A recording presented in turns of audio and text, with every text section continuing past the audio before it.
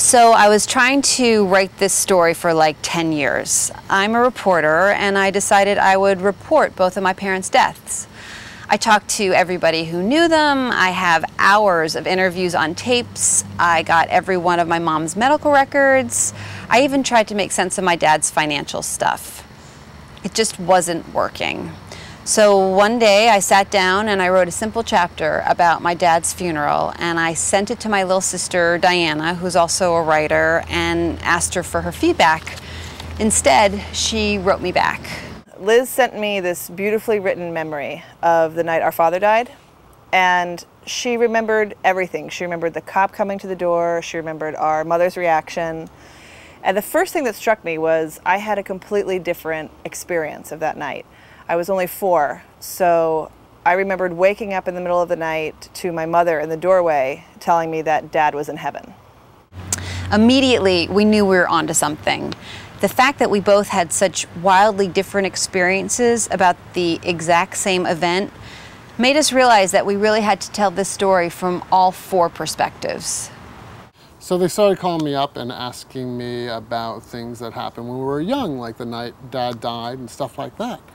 Then they started asking me about embarrassing things like puberty. And it was hard enough to go through puberty in a house full of women, never mind it being in a book for everyone to read. They'd be telling me what they remembered on the phone, and I'd be like, that's not how it happened at all. That's all wrong. It's like they were making stuff up. Even the title is a great example of the 4 of us perceiving things differently. At first, I was kind of down on it because it's such a ubiquitous phrase, but then Dan had this really great interpretation where he imagined... I don't know, I thought it was like a big sign to our parents saying like, don't worry about us anymore, we've made it, we're all right. I just loved it when Dan said that. I was like, that's it. That sealed the deal for me. I think that for me, being the youngest, the most interesting part of writing this book was learning what my siblings went through when we were separated, because I was so off in my own world living with my guardians that, I just learned that, while I was at summer camp, my brother was going to hookers and that my sisters were doing a lot of drugs. I wish I had known this in high school when Amanda gave me shit for smoking weed. I didn't give her shit. I just told her to get stoned after she did her homework.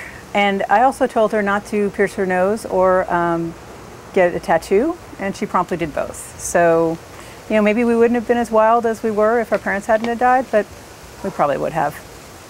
More than anything, I think we all learned that losing our parents wasn't the worst thing that happened to us. Being separated was.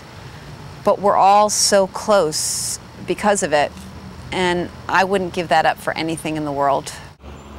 It made us who we are.